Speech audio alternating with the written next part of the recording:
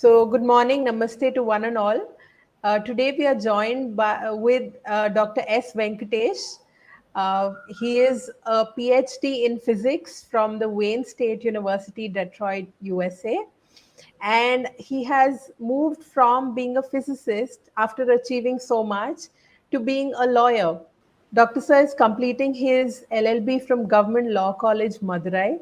And we are so happy to have you, sir, today in Taoism. Uh, Namaste. Namaste. Thank you very much for having me here. It's a pleasure and honor to be part of the endeavor. Thank you, sir. So, could you tell us a little more about your journey? You know, how you moved away from physics to law for the sake of cows. How did this transition happen? Yeah, so actually, there is a slight, ancestral family connection. Apparently, a couple of generations before, my family used to rear cows, but it was discontinued for various reasons. And then, while pursuing my, graduate studies in US, I got interested in cows because there used to be a lot of cows in US, where I was doing my studies. Plus, you may all be aware of that Jallikattu issue, and Madurai, where my native place, where that Jallikattu is very popular. So I had been following those news and all the items associated with that. So this is the general background, and specific for the transition from academia physics to legal is twofold. One is I used to have a lot of interest in law. So in physics we study Newton's laws, it's all law, and here man-made laws we study in legal field. The specific trigger happened in 2019. um, Tamil Nadu government, they passed a law. It's called Tamil Nadu Bovine Breeding Act. It is an enactment passed by the Assembly of Tamil Nadu, which, in my considered opinion, um, will eradicate the native cows. Already, if you look at the statistics, the pan India statistics, there are about 70% cows which are native. The 30 is crossbreed and exotic.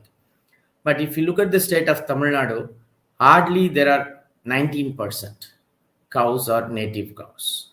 It's the top third worst in the country. Number one is Kerala, which is less than 6%.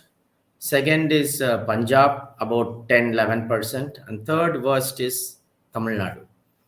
So this got me thinking, and I said there is a huge gap, and it looks like many are not, unfortunately, aware of the techno-legal aspects of animal husbandry in India in general. Even people who are into wildlife, animal welfare, animal activists, they are not that much aware of the legal and technical aspects of animal husbandry. So, with belief in God, and I just made a hard transition from being academician to law. And another ground reality which I faced was that whenever I met a lot of advocates and activists, unfortunately, people are not warmed up to the idea of how to plan for two generations down the line, what to do with the resources conservation. People are very good at solving the present day problems, firefighting and all, but what about the policy directions, the visions, and what are the impacts of the legislature and things like that? People are not really, maybe they don't have bandwidth to address those things. So I said, instead of being, just a desktop activist and complaining in family circles and social gathering, I just thought, let us bite the bullet, and that's how it transitioned. I left the job in end of 2019, and then I made this transition. Okay. Definitely a very difficult decision, but you did it for a greater cause. And like you said, the awareness is required in the legal and the technical aspects, which you thoroughly understand. Could you explain a little more about, the missing pieces of the puzzle and what we as activists need to learn so that we don't end up, aggravating the problem instead of solving it? Yeah, thank you for this. I think this is a very pertinent question, and it's it needs to be addressed. I don't mean to be cliched. Information is power. That's what people say, and the lack of information is it's a downfall, right? So if you look at the post-independent history, the policies. And the practice and the legislature and implementation aspects in terms of the animal husbandry or agriculture. So it has been very much guided with a unidimensional or very focused way. And, we can't really separate animal husbandry, cow from agriculture. We can't, but for some reason, historical reasons, people have separated. There are different departments, ministry, so let us not go into that, but still we can have an integrated approach. Okay, and unfortunately when it comes to the animal husbandry, the mistakes which have been done in the sector, agriculture sector, in the name of green revolution, which happened in the early 60s and late 50s, unfortunately same thing has happened in animal husbandry as well. It started about in 90s. So this is a brief background. So what are the mistakes? Exact mistakes is, number one, knowing the requirement, demand, supply. So we are not having a good understanding of what is required and what is the status of our supply. To be very specific, so when you talk about animal husbandry, the first thing and most of the time only thing they talk about is milk. Okay, but if you look at what the governments have done until 2018, there is not a single study on the demand supply. All the policies, the only rationale they use is, oh, India, huge country, population explosion, we need more protein, more nutrition, more milk. So this is, on the face of it, it's a logical argument. It's a factually, qualitatively correct argument. But the next is, when you are designing policies or you are designing projects or schemes, you need to know the quantitative aspect. How much demand is there? How much supply is there? What is the projection? What is the estimate? Unfortunately, nobody has done it till few years back, which is the fact. And if you look at the numbers from the government studies, there are two studies have been done. One by NDDB, National Dairy Development Board, which is the nodal agency for all dairy and animal husbandry matters. And the second is Niti Aayog, which is an independent body. Both the studies clearly shows that the milk supply, you may be surprised to know this result, the milk supply in India is more than the demand for past many years. So the argument that we need to produce more milk just falls on its face.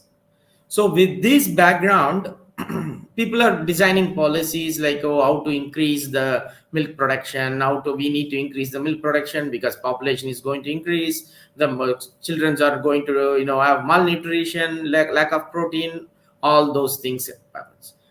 So why I am correlating this with the agrarian, the so-called green revolution is, a similar argument was made for propagating green revolution. India just came out of independence, famine, world war, less food grain. But there are studies now which shows that even without the intensive chemical-based farming, we could have achieved self-sufficiency. So this is the main premise which is missing. The general public and even the experts, they are missing the main point about the demand and supply. This is one aspect. Second aspect is, Even if you consider cow to be an instrument, which is not a good thing to consider, but for the sake of argument and for sake of the scientific approach, let us consider cow as an instrument, as a machinery, piece of machinery. Milk is not the only thing which that machine gives. In fact, milk is the least of the important thing the machine gives, in fact, economically speaking. One of the most important thing the machine gives is a progeny. A cow gives another calf. That's the most important output. That's number one. Number two, it gives dung. It gives urine. Of course, gives milk. And when it dies, it gives leather. And if you kill it, you get meat. It gives all these products. Everything is a product. There is no byproduct or a waste from that machine. But if you look at the approach of the experts, policymakers, even activists, they consider only one or few of the items, not the entire list of all the products this machine, the fantastic machine, gives. So you have to have a multi-dimensional 360 degrees approach, even if you consider it to be a machine.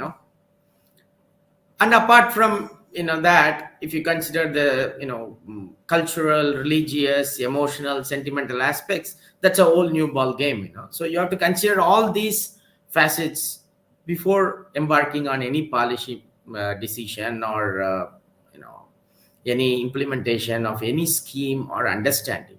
So this is the major thing which I feel is missing in the entire discourse.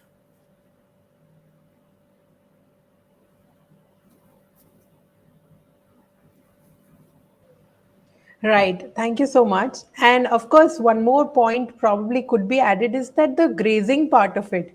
The fact that when the cow grazes, it's actually helping the ecosystem a lot. That part is also completely neglected. Oh, You yeah. know, Yes, very much. So I'm not going. I did not go into that part because that's all more issues. A lot more issues are there in that, yes, yes. because You're working on it, so I'm sure yes, you have so much to add to that. Right. yes. So let's come to a few topics of discussion, particularly say the practice of artificial insemination, given that on one side, the bulls, the lack of quality bulls, is leading to people to move away from natural breeding to artificial insemination. Now, is that the right practice, or what can we do about, the progeny, how to bring about the better progeny? Yeah, I think it's the key aspect of the so-called modern scientific breeding practice, and that has been the thrust of the entire world for reproductive, of farm animals. So there are two aspects. Number one, you highlighted that there is a lack of bulls, quality bulls. Okay. So here the issue is, so let's take the Indian scenario versus let's say European or a US scenario. So if you look at India, even after almost 3 decades of this artificial insemination, which has been heavily subsidized, maybe an understatement, and very actively propagated by the government, the adoption rate is hardly 30%. So for the 30% of the milch cows, which are in the reproductive age, and only 30% artificial insemination AA is being done. So remaining 70% is through natural breeding with the bulls. And this 30% was about 3 years ago. Okay. And because of that, the honorable finance minister, while giving the budget, they wanted to make the target from 30% to 70%, and they are planning to pump in about 15,000 crores in the coming 5 years. 15,000 crores, you can imagine. Okay, because they want to move from 30% to 70%. Okay. Now the question comes: do we really have a scarcity of bull? If we really have a scarcity of bull, with the government, which has pumped in, at least in my back of an envelope calculation, in the past 3 decades, the government has pumped in 15,000. Sorry about it. At least about 20,000 crores they have pumped in. And even with this, we have achieved only 30% adoption. So this is the scenario in India. Okay. If you go to the Western countries, they have two different markets. One for milk, one for beef. So these two are very different. They don't mix. Beef cattle industry is different from dairy industry. India, we don't have that distinction. Okay. So because of that, the scenario is very different. And there, what they do is they basically keep only few bulls, and they use it for beef industry a lot. Unlike in India, where we use bulls for our power, drought power. So even if you consider the drought power, even after the mechanization and introduction of tractors in India starting from 1950s, about 40% of rural power comes from bulls in India. Even now, 2022, I'm talking. It may be very surprising to hear for a lot of people, your viewers. We think tractors have percolated everywhere, but 40% of rural power comes from animal power only, even today. Okay. So this first question of lack of bull, I don't think it has any actual data field empirical backing at all. This is one of those fear mongering stories which people are giving. That's all. There is no other explanation, because it's easy to stroke fear and do the job done, rather than giving boring data, data points and everything. So this is the first aspect. Okay. Second aspect about the actual artificial insemination. So if you look at the process, it is environmentally unfriendly, to put it mildly. There are about 22 steps involved in it. Okay, that's number one. Number two is, what about the cruelty aspect? So we talk about animal rights, animal welfare, animal activism. So reproduction is a basic natural phenomena, and it's one of the what do I say? The fundamental of natural life cycle is reproduction. And when we are doing it artificially for no reason, that's the key point. Say if a bull and a cow is unable to reproduce, then you can go for an artificial process, like what we do for human beings.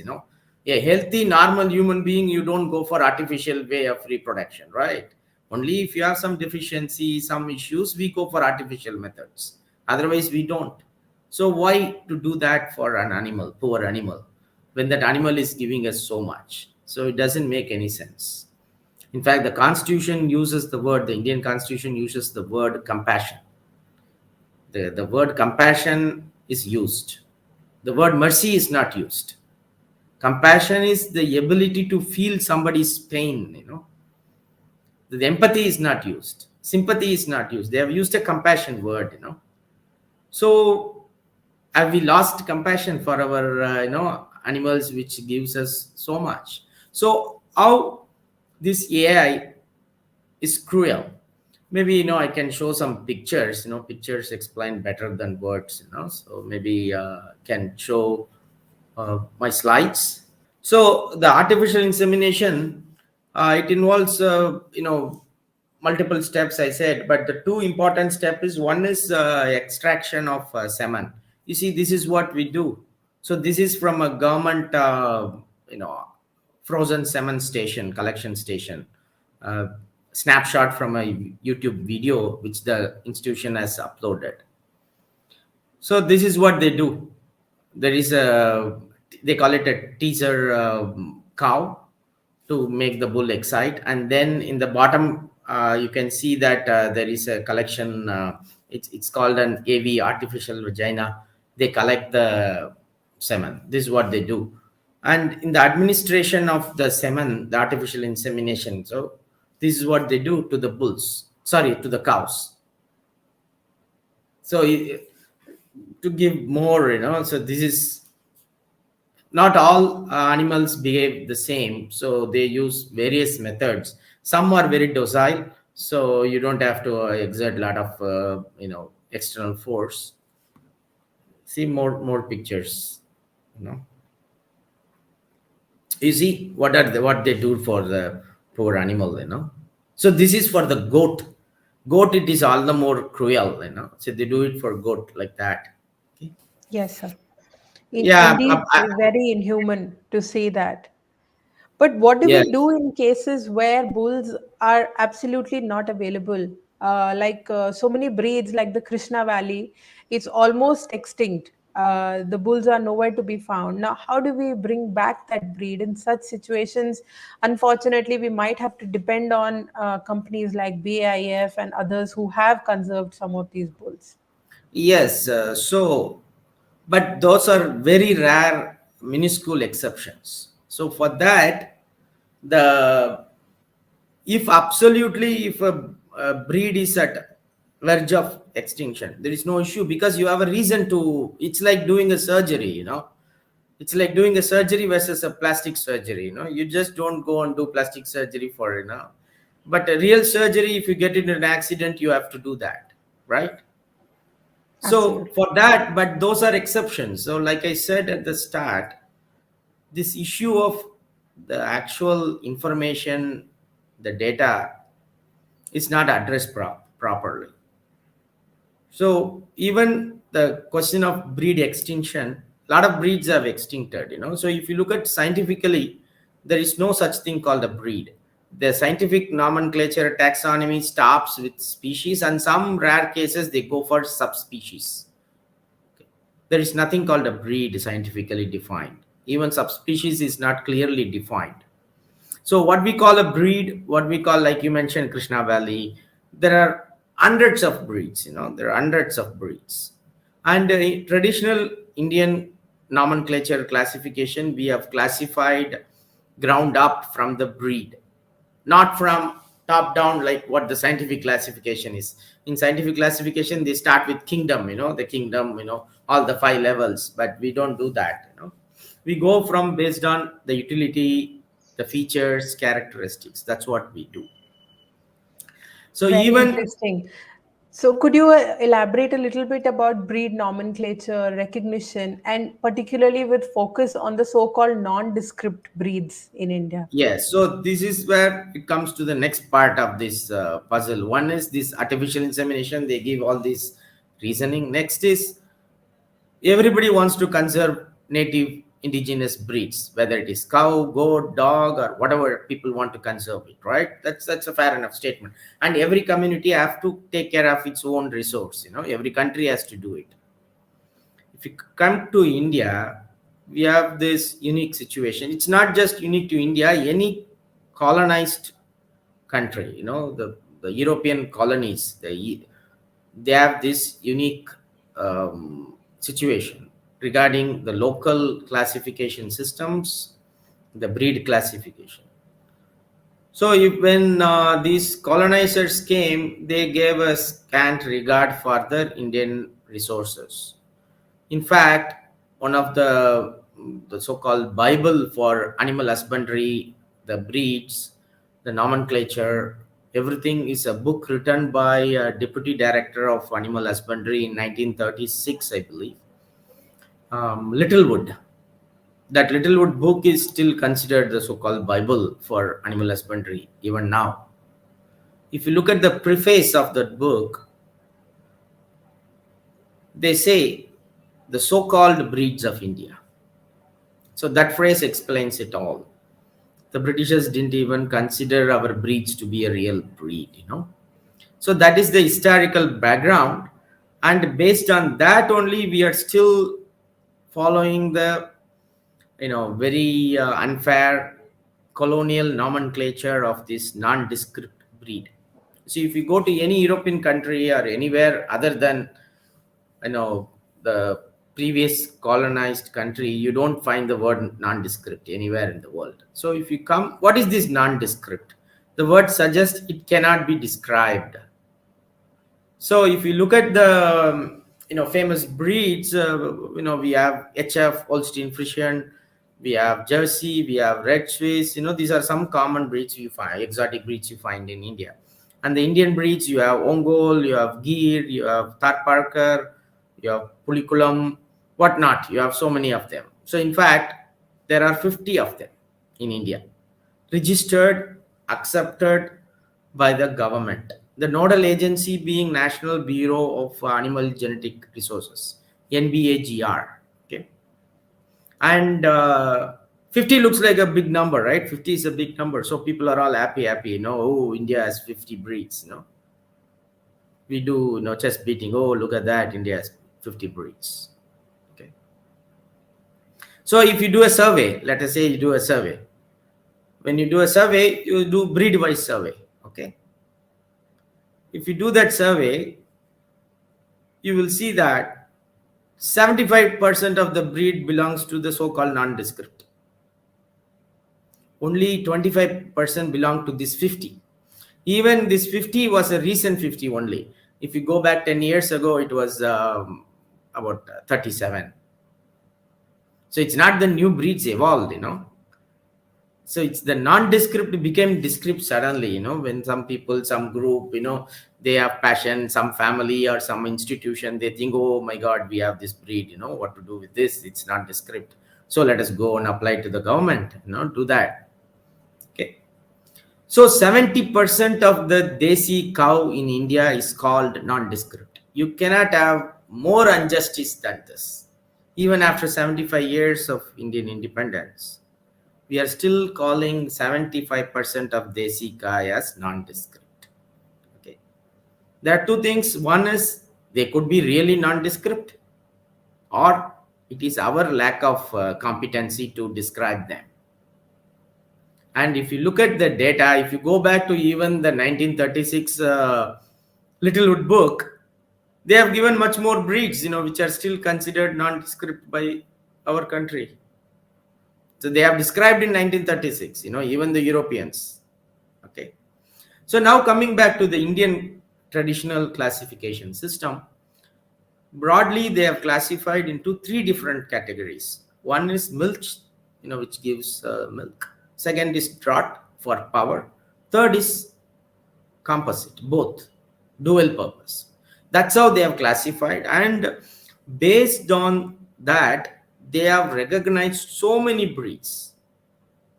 In fact, if you go to the Food and Agriculture Organization website of United Nations, you will see that they have given a list of about 95 Indian breeds there. They have given, and the data goes back to even 1953. There was a first study made by FAO in 1953, I believe. They have about 95 breeds. So what happened to the remaining 45 breeds? Okay, this is one question. Number two, if you look at the local traditional knowledge, if you go to the villages, if you go to the cattle markets, they will tell you so many breeds. Personally, I have seen 20 breeds myself which are not recognized. So when you talk about conservation, preservation, saving the desi cow, the first thing we need to do is what is what. If we don't know what is what are we going to save in the first place? We may be happy with the 50 breeds and keep on saving these 50 breeds. And remaining, will just become extinct one by one. In fact, now coming back to the connection of artificial insemination, the policy of the government of India and all state governments is to impregnate these nondescript breed with other breeds. They want to eliminate the nondescript breeds. And I'm not exaggerating, it's the policy document you can see. So to impregnate the nondescript breeds, and these nondescript breeds are not really nondescript, we just don't recognize them as descript. Okay. Now you can say why we are so bothered about this nondescript.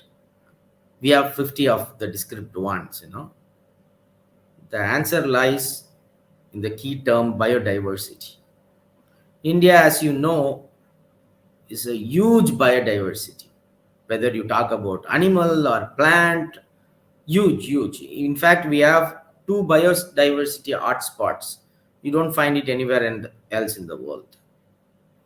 So even species biodiversity, we have huge. Everybody knows that. But what about intra-species biodiversity? We have huge, even that. That's how we have the so much variety of our desi cows. By some literature which I have seen in Tamil Nadu particular, there are about 200 breeds. I have seen some references which talks about 200 breeds only in Tamil Nadu.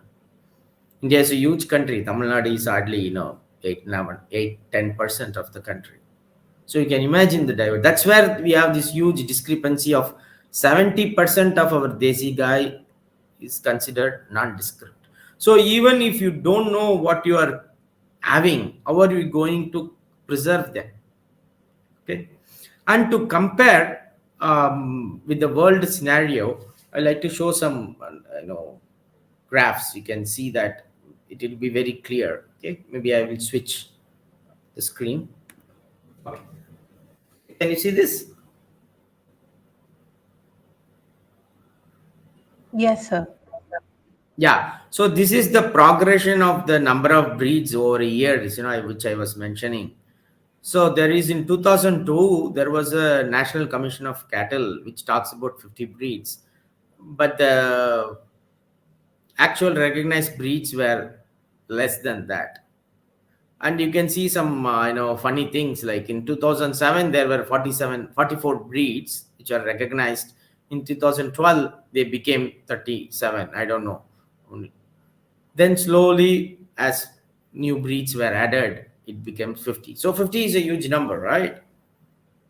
But how do you compare this 50? Look at this. So the native breeds for different countries, I had just put a cutoff of 24, 25. So I have made this plot. India has 50. Look at UK. It has 63. UK is nothing, UK is little bigger than Tamil Nadu, that's all. And they have very low diversity. They have 63. Spain has 45. France, you see.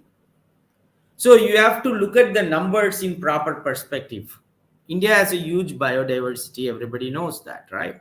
So we thought 50 is a good number. We are happy with 50. But look at the other countries. Look at UK.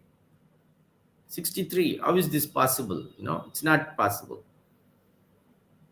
So how to check this number, in proper perspective is there is something called biodiversity index. There is something called a biodiversity index. So if you look at the biodiversity index of these countries, which I have taken in the previous slide, like we have been telling, India has a huge biodiversity. So the index is 0.73. The index goes from 0 to 1. Look at UK, it has only 0.32, but they have so many different breeds.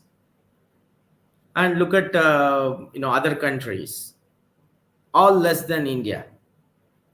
So the proper way to look at the numbers is you have to normalize. So if you normalize the index and the number of breeds, this is what you will get. So basically, you normalize the number of local origin breeds of that country with the biodiversity index. See how India is faring. Look at other countries. So this is the a big issue with the nomenclature and breed classification. What to do about this? This is where I think we need a multi team approach. So these are all technical stuff, right? And what do you do with this? So you can do few of the things. Number one is, first thing is, of course, to create awareness. Second is to form teams and the local breeds, whatever they have, and if they are not aware, they have to go to the markets, talk to the villagers, they would know. I think they know much more than the scientists, because scientists, does a great job being inside a laboratory, but not on the field. So we do that. Then influence the policymakers. They read books, they have huge knowledge, but what books they read matters. Influence the policymakers, create awareness. And another dimension is the legal dimension. So how we can enforce these things legally. Unfortunately, given my orientation, I'm doing only the third part. It's a very small part. So the legal part. So we can go and petition the court to take up the cause. And the legal setup, surprisingly, compared to the policy of framework and the system, we have a fantastic legal setup. I'm not exaggerating, or I'm not batting for my own team. But if you look at the world scenario and Indian scenario, we were one of the first to enact Prevention of Cruelty to Act. We were the first in the world. And we were the first to enact Water Act, Pollution Air Act, Environmental Pollution Act. There is a Biodiversity Act which came out from the Convention of Biodiversity, and all these have enough power. And whatever we were discussing now, these are all can be implemented without having any new enactment. Be it artificial insemination, we discussed about artificial insemination. Prevention of Cruelty to Act, one is enough to address that. This breed classification, Biodiversity Act. Biodiversity Act clearly defines what the biodiversity is. It includes everything, not only between species, intra-species also it talks about everything. We can do that. We have a very good legal platform available for doing all these things. But the key is creating awareness. I think that's where I think you are doing a great job, creating awareness. Actually, sir, it's you, because you have filed two PILs, one in the High Court and one in the Supreme Court, regarding these matters, which is really one of its kind that has ever happened. So, could you tell us a little more about that aspect, about your PILs? Yes. So, like I said, the trigger was the enactment of Tamil Nadu Bovine Breeding Act 2019. I said that was the trigger for me to make the transition. So I have the first PL I have filed is to challenge that act itself. So the start we discussed that how that act is going to create havoc. So I said, why can't we challenge it? Do we have grounds, enough grounds? So I have filed a PIL, public interest litigation, in the Honorable Madras High Court Madurai bench, challenging the constitutional validity of certain provisions of this Tamil Nadu Bovine Breeding Act. Okay. So this is a very, very interesting history. It has to. In 2013, the government, the central government, the union wanted to have a model act enacted for this artificial insemination breeding. So the act's name will be very fancy and very general. It says Tamil Nadu Bovine Breeding Act. So we say, oh, what is wrong in that? There is a policy decision for breeding of bovines. If you go and read the preamble, if you go and read the provisions, you will see that it is all talks about only artificial insemination, nothing else. So the Model Act was, designed, developed by the central government. But animal husbandry is a state subject, so they cannot pass a parliamentary act without the consent of the state. So what they have done is they have sent the draft to the states. Few states have pretty much verbatim passed it. Tamil Nadu, they took it and they added some provisions. So which are the dangerous provisions? They are the ones which I am challenging, not the entire act. To give a couple of examples, number one, the act prohibits natural mating for majority of the cattle. Yeah, I think your expression sums it all, you know. One section, it's a express prohibition, not an implied prohibition.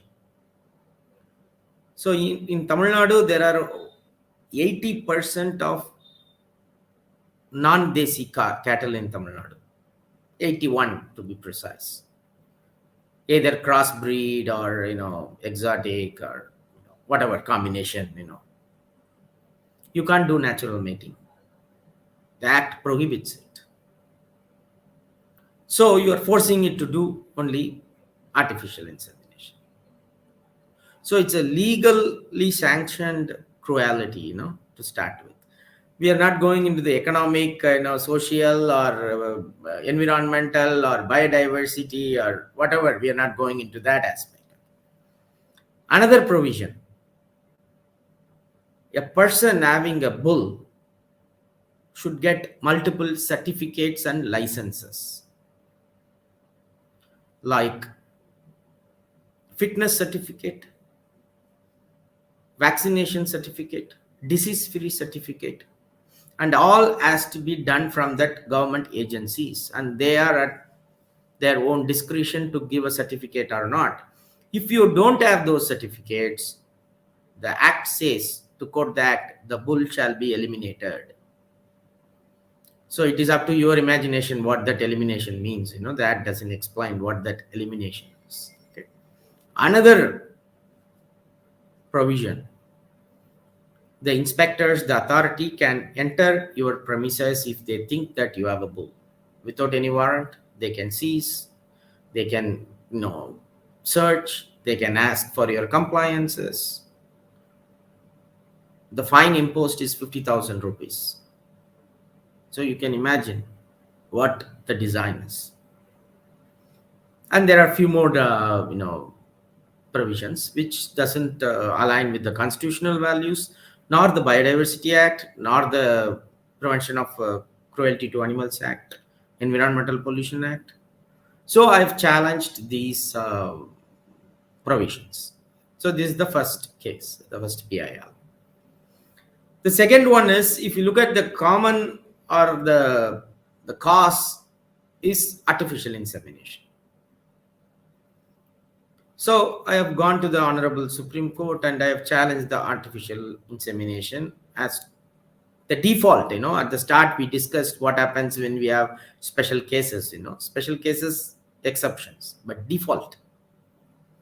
So asking for the declaration of artificial insemination to be cruel, because we just saw the pictures, they are cruel, right? Of course, if you have an issue, the surgery is cruel, you have to perform it. There is no second thought about it. But when the bull and the cow are healthy, why do you need to do that? That's one thing. So I have filed the second appeal in Honorable Supreme Court, praying for the declaring the artificial insemination as a cruelty to animal. It is unconstitutional, and similarly, against environment. It creates pollution. It has a loss to exchequer also, because if you look at the technology is not a native technology. We depend on the foreign technology, and we have to pay royalty. And there are various things they are doing too. Recently, I heard, I have seen reports from the government, very proudly proclaiming that they have succeeded in doing an IVF and surrogacy in cattle. So they take these non-descript, and they transfer an embryo into the uterus, and like a surrogacy mother, what we do for our human beings, they are doing that. And not only that, another painful thing to know is there is a technology called sex sorting. So we all familiar that mammals, they have X chromosome, Y chromosome, they determine the sex of the progeny. So that the sperms have X and Y. They sort the sperms which they collect from the bulls, and they can decide on what to inject. and they are This doing will it. really reduce the gene pool Yeah. and biodiversity, Yes, right? yes, you got it. You got it. What happens if a particular pandemic which affects a particular gene comes? You will get wiped out. Everything will be gone. So that's the crux of it. It's not a very difficult science to understand. It's only thing is we need to pay more attention to the actual data and information. Yes. See, another thing which I never discuss in the court case is I don't feel like discussing, even though there is a right, but I don't personally. What about the emotional aspect? What about the religious aspect? We call cow Gomata. We don't allow Gomata to naturally, impregnate. What kind of, religious people we are? We call it Gomata. And Nandi, we call it Nandi Dev. What do you do with the Nandi Dev? We don't allow it to reproduce. Is that correct? So these are all the see. Of course, we have religious freedom in our country. Article 25 is there, but I didn't use these things in the court because for obvious reasons. Because when people themselves are not affected, an individual like me getting affected has no place. We say Nandi Devi. I have interacted with quite a few. Everybody does lip service. And otherwise they go to the utilitarian approach. I even talked to one of the Swamijis. Somebody asked me to talk to him. I don't want to take names. And somebody said, "Oh, you are doing all this great work. Why can't you talk to that Swamiji? He's." So the Swamiji has native cows and everything. And he himself is doing artificial insemination. And the reason is he doesn't have a choice. There is no bull. I didn't ask him, but it's like saying I don't have money, so I go and break the temple undi and get some money and do puja to my god. Is that a valid reason? If you don't have a bull, if you can't find a bull, go and try to find a bull. There are persons who are giving free bulls. Yes. There are persons who want to give free bulls. Why good quality? We talked about good quality bulls. They are happy to give free for doing this reproduction. And if you look at the government policy documents, it will be very funny. The government themselves say we don't know why farmers are not coming forward for artificial insemination. The farmers, they know the problem. They may not be highly technically educated, And but they have common sense. yes, and even particularly to speak of Karnataka, the KMF, the Karnataka Milk Federation, actually distributes semen, and even the farmers who have desi cows like Halikar or the local breeds, they are not even provided with the semen of the Halikar bull. They are Yep. made to being distributed only the exotic semen like HF and so on. So Yeah. obviously some farmers who are intelligent would say no to it, but there is also a large majority which would go ahead and assume that government wants good for them, and they do what is being distributed. So it's Yep. So really in a this very sad And state. in this context, I like to share another bit of unfortunate news. Your viewers, you may be aware of the great work the current government is doing with the Rashtriya Gokul Mission. Great work, no doubt about that. Nobody can point any fingers. The intent and the amount of money they are pumping, the pace which a lot of things are happening is amazing, amazing. No doubt about that. But we have to see all their activities. What they did in 2020 during the height of pandemic. They have taken money from the Rashtriya Gokul Mission and they have imported 230 bulls from Germany, all HF. They came in two flights and landed in Chennai airport. The first consignment of 105 bulls, and the second one was 125 bulls. 230 bulls they have imported, and from some indirect sources, I have found that they have spent about 11 crores on that. Why do we need bulls from foreign countries? And that too, money from Rashtriya Gokul Mission. When we ourselves are number one in the world in production of milk for about 20 years now, continuous. The second is far below us. And not only that, the contribution of India to the global milk production is about 25%. Every other country, the milk production is going down.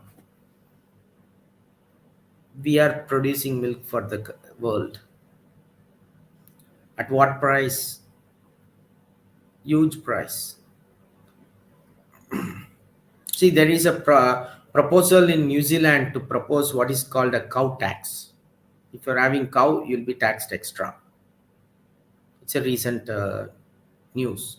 The reason is the methane from cow is one of the potent greenhouse gas which contributes to about 17% of the greenhouse emission. And those cows are the exotic cows. If you look at there are some studies which says that the desi cow, the emission of methane is at least 40% less. So this is another, aspect of the whole story. So the thing is, of course, great work is being done, and elsewhere, our desi cows, their significance are known in Western countries and Australia and New Zealand. They are having a good, population for their country. Not only that, we are importing semen of Gir cow from Brazil. It was we who gave the Gir cow in 1960s to Brazil. So you can imagine the kind of thought process going on in our country. We need to be more information oriented.